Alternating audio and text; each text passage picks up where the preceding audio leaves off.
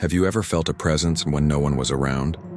That quiet, creeping dread that you're not alone even in an empty room. The way the air suddenly feels colder, heavier.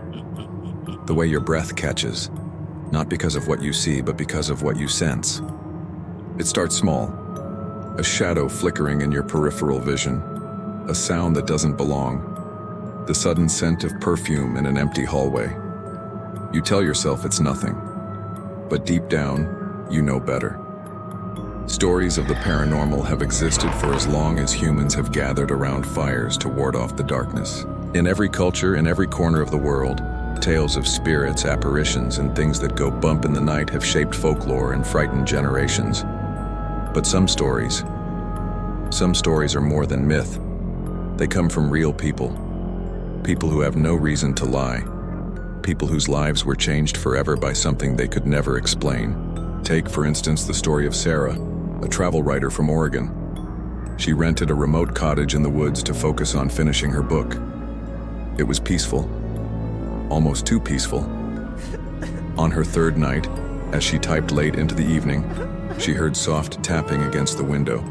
She ignored it at first, but the tapping grew louder, more urgent. She pulled back the curtain and found nothing, just the pitch-black forest. She returned to her chair, uneasy. Then, the tapping resumed. Only this time, it was behind her, on the mirror, but no one was there. Sarah's experience was only the beginning. What followed were whispers in the night. Chairs moved from their original place, and dreams so vivid she began confusing them with reality. She left the cottage 3 days early, unable to finish her book or sleep. Many people dismiss such accounts, clinging to the comfort of logic. Science tells us that everything has an explanation. Auditory hallucinations, sleep paralysis, carbon monoxide poisoning. And yes, in some cases, these reasons apply. But what about the rest? What about the thousands of stories from people across the world who have nothing to gain by sharing what they've seen? Like Jorge, a retired electrician in Mexico City. He lived alone in a small apartment above a mechanic shop.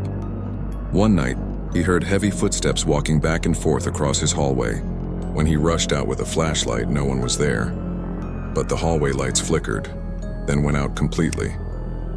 He chalked it up to faulty wiring until it happened again and again, every night, the same hour. He began leaving a chair outside his door, just to see if it would be disturbed. And each morning he found it turned toward his door, as if something had been watching. Or consider Emily and Thomas, a newlywed couple from New Orleans who moved into a beautiful 19th century Creole townhouse. They loved the charm, the antique walls, the high ceilings, the scent of old wood. But it didn't take long for things to shift. They started hearing whispers, first soft, then louder. At times it sounded like someone crying, other times laughing. Then came the dreams. Emily would wake up crying, unable to explain why. One night, Thomas woke to find her standing over him, mumbling in an unfamiliar language. She didn't respond to his voice. When she finally snapped out of it, she collapsed in tears, terrified and confused. Determined to find answers, they set up a camera in their bedroom. What they captured was beyond explanation. At exactly 3:12 a.m., the sheets at the foot of their bed moved, lifted by unseen hands. A dark, formless silhouette hovered in the corner of the room, motionless, almost studying them. Then, the camera shut off. The next day, the footage was missing, corrupted, erased. They moved out that same morning, leaving everything behind. Sometimes the most chilling encounters come not from what's seen, but from what's felt. A presence, a weight, a consciousness. That's what happened to Malik, a university student from Pakistan, who rented a small hostel room during his exams.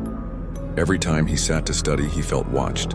Not just the sensation of being in a room with someone, but the kind of stare that presses down on you. One night while reading, his desk lamp began flickering. The room temperature dropped. Then his phone, which was off, started playing a voice recording, a recording of his own voice speaking a phrase he never remembered saying. "It's already here." Malik left and never returned.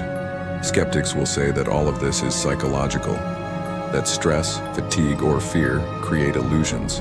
But these stories are strikingly similar across countries, cultures, and centuries. Strangers who've never met recounting the same patterns.